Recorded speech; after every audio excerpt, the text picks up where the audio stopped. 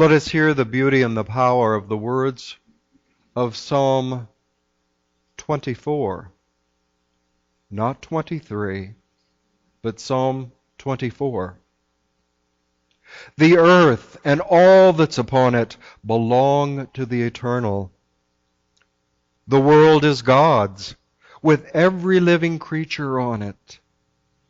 With seas as foundations and rivers as boundaries, God shaped the continents, fashioned the earth. Who can possibly ascend the mountain of the Eternal? Who can stand before God in sacred places? Only those whose hands have been washed and hearts made pure. Men and women who are not given to lies and deception. The Eternal will stand close to them with blessing and mercy at hand. And the God who redeems will right what has been wronged. City gates, open wide. Ancient doors, stand back, for the glorious King will soon pass your way. Who is the glorious King? The Eternal, who is powerful and mightily equipped for all challenge. City gates, open wide. Ancient doors, stand back, for the glorious King shall soon pass your way. Who is this glorious King? The eternal commander of Spirit's army. God is the glorious King. Thanks be to God for these words of power.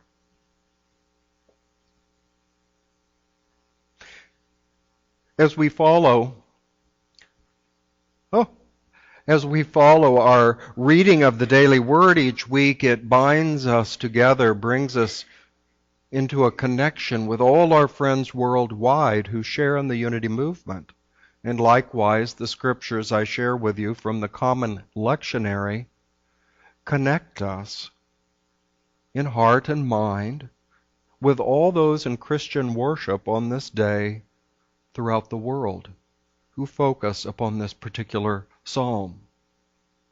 But somehow there seems to always be such serendipity or a wondrous uniqueness that today, as we launch on this path on the yellow brick road, this adventure that Dorothy Gale has in the realm called Oz, that we should have such a psalm that reminds us that we can approach the gates between this everyday life before us, a life of duties and activities, a life of many things and circumstances.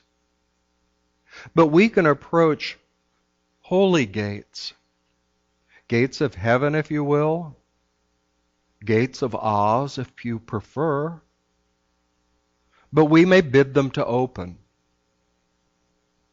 Why? Because we are God's creation. We have the right, as Jesus declared, to receive or to enter the kingdom of God, of good. This adventure that we're embarking on, that we actually approached last week, there's one key that's very important. You have the right to enter the kingdom of God, of your Creator. Jesus said, it is God's good pleasure to give you this kingdom. And our co-founder in Unity said something more dramatic. I often wished I could have been in that auditorium in Kansas City on Sunday morning when Mr. Fillmore said so many profound and perhaps provocative things. I would have loved to look out, just as I look out on you today, And imagine the surprise, the rearing back at some of the things that Mr. Fillmore said. And at one time he said, let's forget this afterlife proposition for a moment and realize that we can enter the kingdom of God, the realm of truth, the realm of our higher self, each and every day. He said, let's set aside this idea that we do not realize the truth and presence and power of our Creator and our God until we physically died and are laid to rest. Oh, and then we go to heaven. Fortunately, my friend Larry Hall is not here this morning to give me a look suggesting that I may have another destination. Sometimes it's good I don't see so clearly to the back row. But Mr. Fillmore was saying, no. Our life after our physical death, that's another chapter, another story. What we want to look at is our ability to enter the kingdom here and now. This, I believe, was the essential intention behind Frank Baum's writing of the 14, count them, 14, I think he outdid Harry Potter, 14 novels. Only the first one are most of us familiar with, The Wonderful Wizard of Oz, and the film that we'll see this coming Wednesday evening. His stories came out of his own experience. Now, when we consider musicians and artists, they often, through their works, convey high, deep truths or realities. And sometimes that is conveyed very consciously, they're very aware. And other times, Spirit works through their pen, their brush, their hammer and chisel to reveal truths of life in a way that the artist is not consciously aware of. So there is so much in the story of Oz. I'm simply going to lay some foundation for you, and you can choose whether Frank Baum consciously wrote that into his story, or it's simply the treasure and meaning that you draw from the story. How you make the story of Dorothy Gale alive, rich and meaningful in your own life is up to you. But I will point out a bit of history that suggests there's quite a bit of good fruit or power in that story. You see, in 1900, when that first story was published, it became very popular. By 1903, it was already a successful stage production touring the United States, reaching thousands of people in the audience. For generations, the 14 books were purchased, so that in 1939, well, actually a couple of years before that, the MGM Studios decided to make a marvelous motion picture from this story. Shown in theaters for many years. In 1956, the date of my origin, it began to be annually broadcast on television.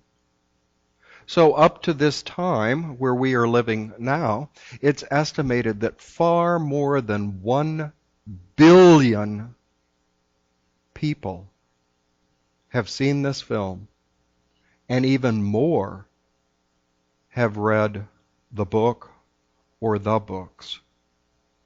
So a tremendous draw, a tremendous interest in this story that, after all, was published and advertised simply as, well, a book for children. A book for children. Well, I suggest we're all children. To set the stage, I mentioned this last week, but I wanted to call this scene before your mind, because this was what was happening in Chicago, where Frank Baum, his wife, Maud Baum, and often his mother-in-law, Matilda Joslyn Gage of Syracuse, New York, she often spent the winters with her daughter and son-in-law in Chicago now, where they were. Something extraordinary, just like the Wizard of Oz, was about to happen in Chicago in 1893. Celebrating the anniversary of Columbus' discovery of America, it was to be that 400th anniversary, and it was the site of the Great World's Fair, the Great Columbian Exposition. Things would happen there that had never happened before. A great fairground was built. It was called the White City. Wait for the connection. It was called the Great White City.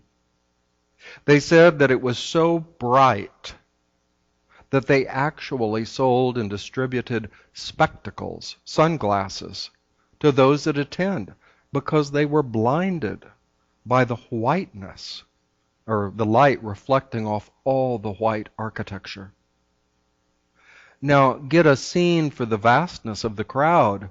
Over the time of the exposition, 20 million people attended the fair. The population of the United States at that time was 80 million. So that meant 1/4 of the entire population of the United States attended that fair. That's a mighty interest. More specifically, Frank Baum was attending as often as possible with his family or by himself, and just fascinated by the promise, the great display of the possibilities. You see, the great building there that displayed the arts and manufactured goods now available in the United States and the world was the largest building they believe had ever been constructed to that time. The main floor space covered the equivalent of 18 football fields. It took days and days to go through the fair, to just begin to see it. Wonders were there. Another wizard, the Wizard of Menlo Park, Thomas Edison, was there. Not only had his electricity lighted this entire White City, but he brought his newest invention, the kinetoscope, the beginning of motion pictures, to the fair. It was a place of wonder, but yet not just in things. A great building was built off the fairgrounds. It still exists to this day and is the home of the Chicago Art Institute. A great and fine building that was put up for various parliaments or gatherings on various subjects. But I want to call to mind the World Parliament of Religions. It's still held. Some of my Unity Minister friends attended the most recent parliament this summer. But this was a mighty gathering of representatives of religions and faith from around the world that gathered for a great discussion. At that opening were 7,000 people. 65 speakers, priests, ministers, pastors, monks. 65 were on the stage. If you can imagine, Mary, 65 people here waiting to speak. I wanted you to read and see what this brings up in your heart and mind as the Parliament was opened by the Reverend John Henry Barrows. And he spoke these words: "Religion, like the great white light of heaven, has been broken into many colored fragments by the prisms of men. One of the objects of this Parliament of Religions is to change the many-colored radiance back into the white light of heavenly truth. In my view, religion was a rainbow to look beyond."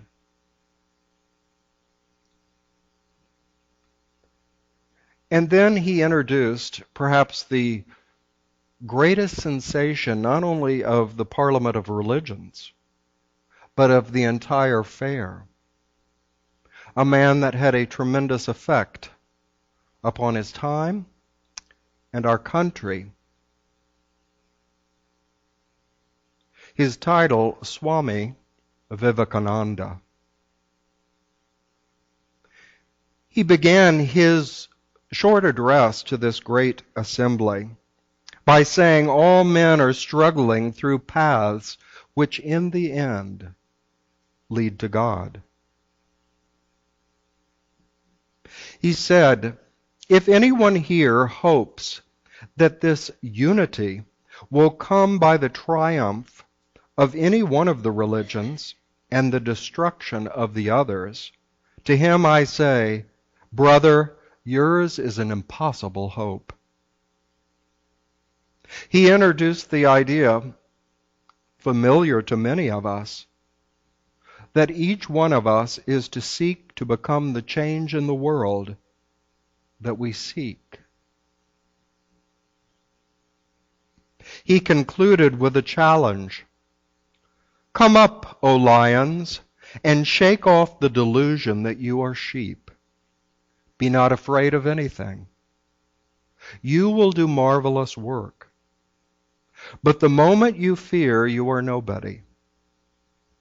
I'll say that again. But the moment you fear, you are nobody. It is fear that is the great cause of misery in the world.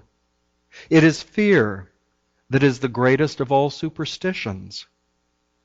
And it is fearlessness that brings heaven, even in a moment.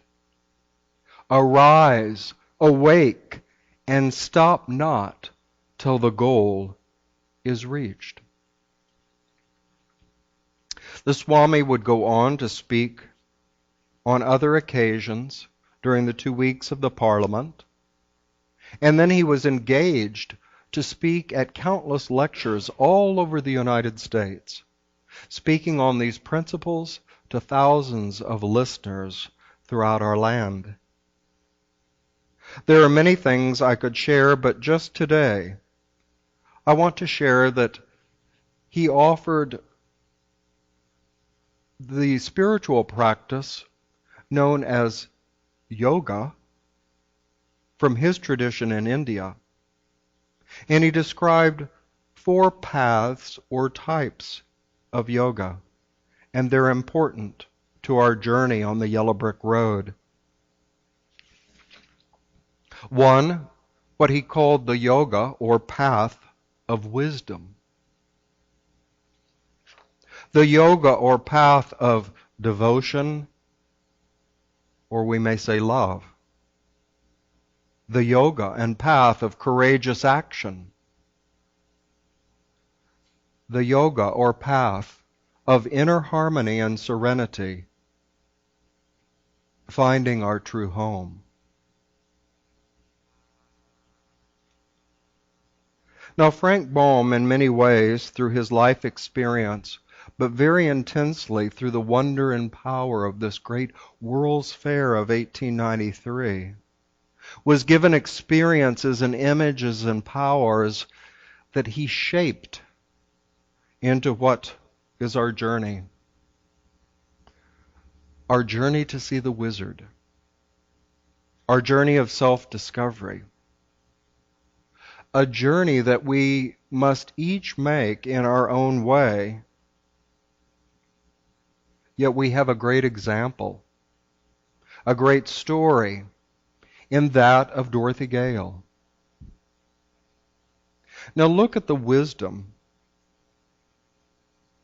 and the easy approach that he gave us.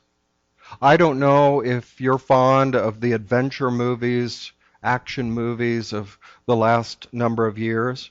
Even back a few decades, we had Superman and all these superheroes, and now all these kind of creature and half machine things and Transformers. And I don't know about you, but my body type, I don't quite relate to these huge, tremendous, powerful images. But Baum doesn't do this. He begins gently with the symbol of the purity of the self, of the soul, in little Dorothy Gale. She comes from a simple place described as entirely gray. I don't know if our neighbors in Kansas would be particularly pleased with that, but you see, Frank and Maud had traveled shortly after their marriage on a tour of his play through Kansas. And it was the only one of the states that Maud said, I never want to come here again. The flatness of what they saw in their journey was just a bit much for her. So it came back in his description. Dorothy looked out upon this land of Kansas, and everything she described was gray, was monotonous. Well, actually, this just sets the story for what is about to happen to her. We know that there's another common occurrence in Kansas, and that is of tornadoes. Although curiously, Frank Baum, who was quite familiar, for they had lived in South Dakota where there are also tornadoes, he chose to use the word cyclone. The same weather event, but associated with what? The east and also the eastern world, eastern part of the world. It was a more eastern term. Now, as he began to prepare this story, so many of these images, so much that he was studying.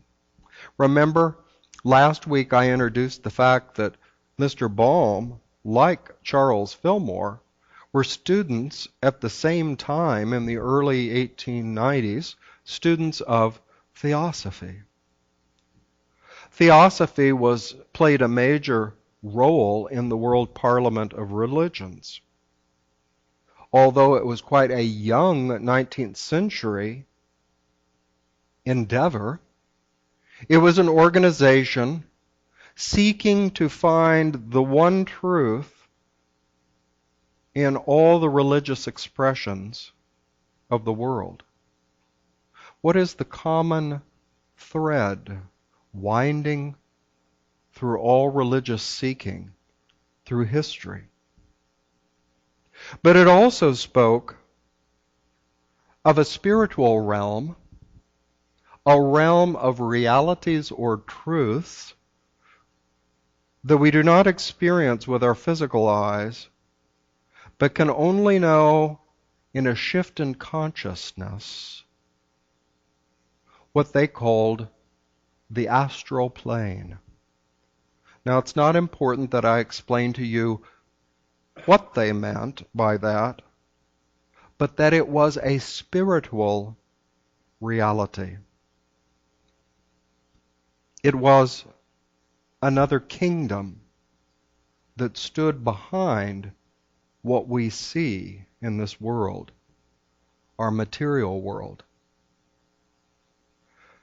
So Frank Baum begins to tell this story of little Dorothy Gale and that extraordinary occurrence of the tornado that came into her life and quickly removed her from Kansas and deposited her in this unknown realm. Now, in the story, the land of Oz is surrounded on all sides by an impassable, deadly desert. You can't go through it. Not to the north, the south, the west, or the east. It's impassable. If you try to enter it, you die. So he surrounds Oz, this otherworldly place, with a deadly threshold. Do you get where I'm going? He's suggesting that it is a spiritual realm that one has to cross the threshold, usually of death, a heaven. But in the spiritual teaching, through the process of a shift in consciousness, as Charles Fillmore suggested, we don't have to wait for the afterlife, the after our body dies, to realize the truth of the kingdom here in our midst. But only eyes of spirit can see it. So Dorothy, now through this amazing tornado, and remember last week I shared with you that as wonderful as the 1939 film is, it did tell the story in a slightly different way. And of course that often happens with stories told over time. There are little shifts. And some of these are most revealing. In the film, Dorothy, 1, gives us an important first step. As she sings over the rainbow in the film, such a song, of course, is not in the book, but somewhere over the rainbow, like Reverend Burroughs had suggested, somewhere beyond the rainbow of the many colors of diversity in this world, there is a unity experience.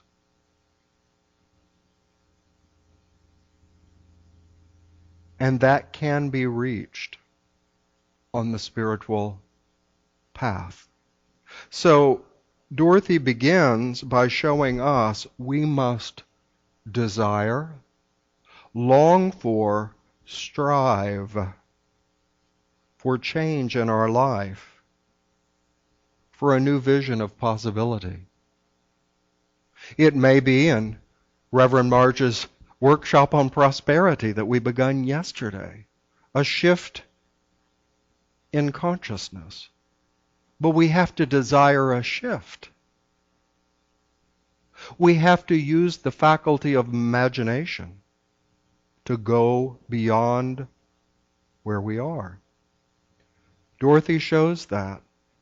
Probably one of the most powerful songs of all movie history. Somewhere over the rainbow, where dreams really do come true, where troubles melt like lemon drops. If little bluebirds, if God's little creatures can find that place beyond the rainbow, why, oh why, can't I? Dorothy, now deposited in the land of Oz, opens the door of her little flying house to a whole new game. The movie did it in one of the most beautiful artistic ways in having that film all shot in black and white until Dorothy opens the door up on the land of Oz and the film breaks into what? Full Technicolor. She breaks into a wondrous world unlike anything that she has seen. So she begins with a desiring, a longing. Something comes into her life that transports her to this new realm. She awakens, observes what's before her, and the characters that come to her aid. Now, what's the interesting thing? She longs for something beyond the grayness of her Kansas home. In her imagination, inwardly in her spirit, she gets a glimpse. She's immersed in it. And what's her first wish? Spiritual path, and it brings challenge and change, and what do we want to do? But she has this same feeling that she will not stop her adventure. She will not cease from exploration. And in the end of all this exploring, she will arrive where she started and know the place for the first time. My paraphrase of Eliot. So how do we begin this adventure?